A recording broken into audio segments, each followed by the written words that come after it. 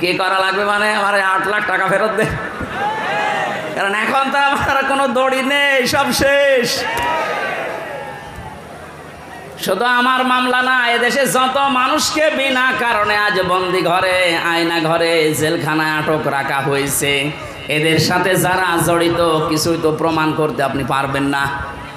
এদেশের 18 কোটি মানুষ যদি মাফ করে দেয় আপনাকে, কোরআন আমার সামনে ব্যারিস্টার আরমানের স্ত্রী আপনারে মাফ করবে না। আমান আজমি কালকে লাইভ করেছেন সংবাদ সম্মেলনে, যা করেছেন তার সাথে পৃথিবীর ইতিহাস পাল্টিয়ে ফেলেছেন।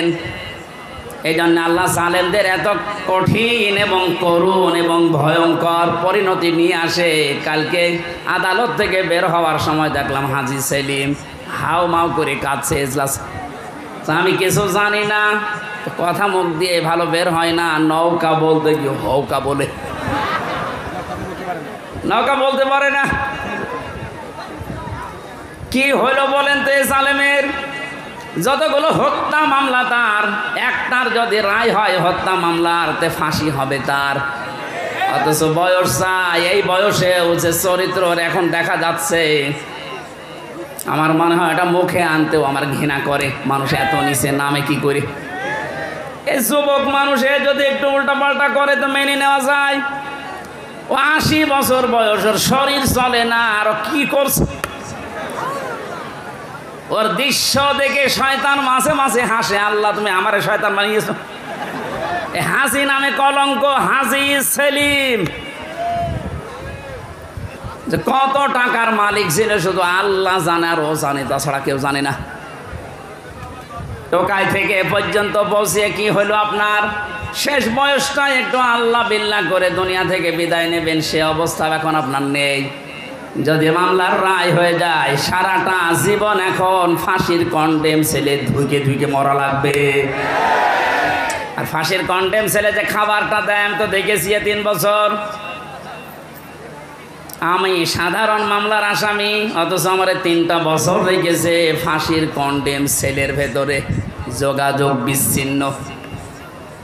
এত বড় অফিসার শুধু আমি না, মাওলানা মামুনুল হক থেকে শুরু করে যতগুলো আলেম আমরা ছিলাম, প্রত্যেকের সাথে, বিশেষ করে আমাদের এই 2 জনের সাথে বেশি, আমাদের এক জায়গায় যেতে দেয় না, একটু কথা বলতে দেয় না। কেউ যদি আমাদের কাছে আসে, কারারক্ষী দিয়ে পাহারা দেয় যে ওর কাছে যেন কেউ না যায়, আবার সিসি ক্যামেরা দিয়ে রাখে। কেন এমন কড়াকড়ি করলেন? কি হলো আপনার? মাজায় দড়ি দিয়ে, হাতে ব্যান্ডেজ লাগিয়ে, হ্যান্ডকাফ লাগিয়ে, ডান্ডা বেরি পরিয়ে যখন আদালতের সামনে দিয়ে নিয়ে যেত, মনে হচ্ছে গরু নিয়ে যাচ্ছে।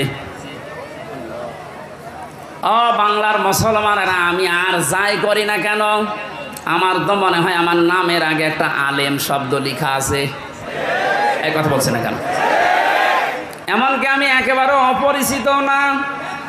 এদেশে যদি 100 জন মানুষ পরিচিত থাকে, সবাই চেনে থাকে, তার ভেতরে হামজা একজন।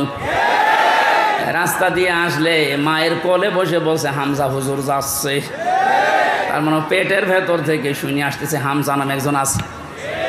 ওরা জানতো না, ওরা জানার পরেও মানুষগুলো যে আচরণ করেছে, আমাকে যতই বলেন মাফ করে দেন না, আমি মাফ করব না। আমি মাফ করে দিলে আমার স্ত্রীর 3টা বছর আপনি নষ্ট করিয়েছেন, আমার 2টা মেয়ে, ছোটটা আমার এখনো পর্যন্ত চেনে না। কি দুঃখ আমার মনে। ও মনে করে যে এরকম বহু হুজুরে 3 বছরে আমার বাড়িতে এসেছে দেখা করার জন্য, এইটা ওই রকমই একটা হুজুর। জেলখানা থেকে বেরিয়ে যেদিন বাড়িতে এসেছি, আমার বলছে হুজুর আপনি আমাদের বাড়িতে আসেন, চলো। এখন আমাকে ডাকে না, কাছেও আসে না। আমার সাথে যা যা করেছেন, আমি চাই প্রতিটি জালেমের সাথে যেন আল্লাহ এইরকম এই দেশে করে। এগুলো যদি না করে ছেড়ে দেন, তাহলে জুলুম আবার আসবে। আর এগুলোর বিচার যদি হয়, জালেমদের এই দৌরাত্ম থেমে যাবে। আল্লাহ রাব্বুল আলামিন জানিয়েছেন, জালেমদের সবচাইতে ভয়ঙ্কর পরিণতি, ইন্নামাস সাবিলু আলাল্লাযীনা ইয়াযলিমুনান নাস। সূরা শূরা 25 নম্বর পারার 6 নম্বর পৃষ্ঠান 13 নম্বর লাইনের 42 নম্বর আয়াত। এটা তাফহিমুল কোরআনে আছে, ব্যাখ্যাটা আমি খুব ভালো করে দেখেছি। এ জামানার মুসাদ্দিদ সাজ্জাদ আবুল আলা মাউদুদী রহমাতুল্লাহ আলাইহি এত সুন্দর করে আয়াতটার ব্যাখ্যা লিখেছেন, আমি পড়লে আমার কাছে আশ্চর্য লাগে আয়াতটা। আল্লাহ পাক বলেন, এই পৃথিবীর ময়দানে জালেমদের দৌরাত্ম যাই হোক না কেন, দুনিয়া একদিন তো শেষ হবে। মরণের পরে আমি আল্লাহ নিজে জালেমদের বিরুদ্ধে নিজে মামলা দায়ের করব। এদেশে 15 বছর যারা ছিল, পৃথিবী এখন প্রমাণ পেয়েছে অন্তত আয়না ঘরের মাধ্যমে যে এরা জালেম ছিল। জালেমদের বিরুদ্ধে মামলা হামজার না আল্লাহর? এক কথা বলেন। এটা নির্দ্বিধায় এখন বলতে পারি, এদেশের দায়িত্বে যারা ছিল, বিশেষ করে 1734 জন মানুষ, একেবারে ওই উপর থেকে শুরু করে, আমি নিষ্ঠার বললাম না, এ পর্যন্ত 1734 জন মানুষ দায়িত্ব পালন করেছে মেন জায়গায়। এই 1734 জন প্রত্যেকেই জালেম এবং জালেমের সহযোগী। এরা সব হামজার মামলার আসামি। কার? বলেন বলেন। আল্লাহর মামলার আসামি, যিনি নিজে রায় দেবেন, নিজে বিচারপতি, তিনি বাদী। যে মামলার বাদী যত কঠিন হয়, শক্ত হয়, মামলা কিন্তু এরকম ঝামেলায় পড়ে। আমি তো বলেছিলাম, আমার মামলা যদি রবিউল জাহাঙ্গীর স্যারের মতো এইরকম মানুষকেও মামলা দিত, ও টাকা পয়সা দিয়ে কবে আমি বের হয়ে চলে আসতাম। কিন্তু এমন মানুষ মামলা দিয়েছে, ও টাকা তো খাবে না, কারণ টাকা খেতে খেতে আর জায়গা নেই। তার পিয়নেরই 400 কোটি টাকা। এই কথা বলছে না, আমার কাছে আর কয় টাকা খাবে? এই জন্য সিএমএম কোর্ট, জজ কোর্ট, হাইকোর্ট মিলিয়ে আমার মামলাটা 30 থেকে 31 বার উঠেছে, এরপরও জামিন হবে না। বলেন তো কোথায় পৌঁছিয়েছে বিচার ব্যবস্থা? এটা মূল্য চুরি মামলা। মূল্য চুরি না? মূল্য চুরি করলে একটা অপরাধ হয়, আর আমার যে কিচ্ছু জানি না ওই বিষয়ে। কোন পাগল ছাগল নাকি একটা কাঁচি, ধান কাটা কাঁচি নিয়ে গেছে সংসদ ভাঙার জন্য, ওরে কালকে হাজির করেছিল কোর্টে। আমার পাশে দাঁড়িয়ে, ওই আমার চেনো? বলছে না। আমার নাম বললে কি করি? বলছে আমারে বলতে বলিস। জজ সাহেব যে হাসছিল কালকে পরশুদিন, একেবারে খালাস দিয়েছে এমনি না। বলছে আমি কি দেখে বিচার করবে মামলার? কোনো মাল ম্যাটারেস নেই, যা সব শেষ করে দিলাম, মামলা বলতে আর কিচ্ছু নেই।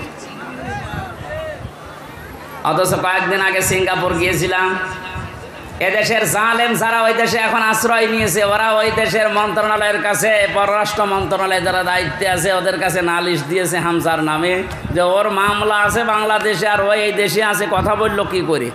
শয়তানি করার জায়গায় দেশে আর পাচ্ছে না, এখন বাইরে শয়তানি করছে।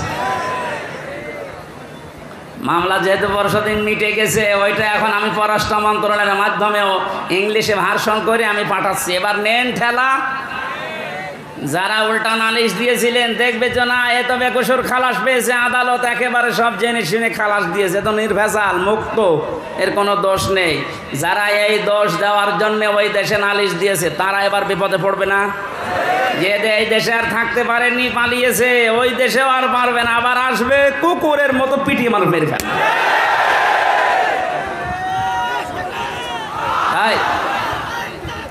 ঠিক আছে ভাই। সাতক্ষীরাবাসী এই জন্য মজলুমের দোয়া, বরদোয়া থেকে আমাদের বেঁচে থাকা দরকার। জালেমদের পরিণতি এত কঠিন এবং ভয়ঙ্কর, আল্লাহ নিজে যেহেতু মামলা দিচ্ছেন, যারা জালিম, এই জালিমদের পক্ষে থাকলে, সাহায্য করলে, সহযোগিতা করলে যেহেতু ঈমান নষ্ট হয়ে যায়, নবীর উম্মত থেকে বের হয়ে যায়। এখনো পর্যন্ত যারা এই জালেমদের পক্ষে সমর্থন জানাচ্ছেন, স্ট্যাটাস দিচ্ছেন, ভিডিও কলে কথা বলছে আপা ভয় পাবেন না, আপনি ভয় পেলে আমরা ঘাবড়িয়ে যাই। কত বড় শয়তান!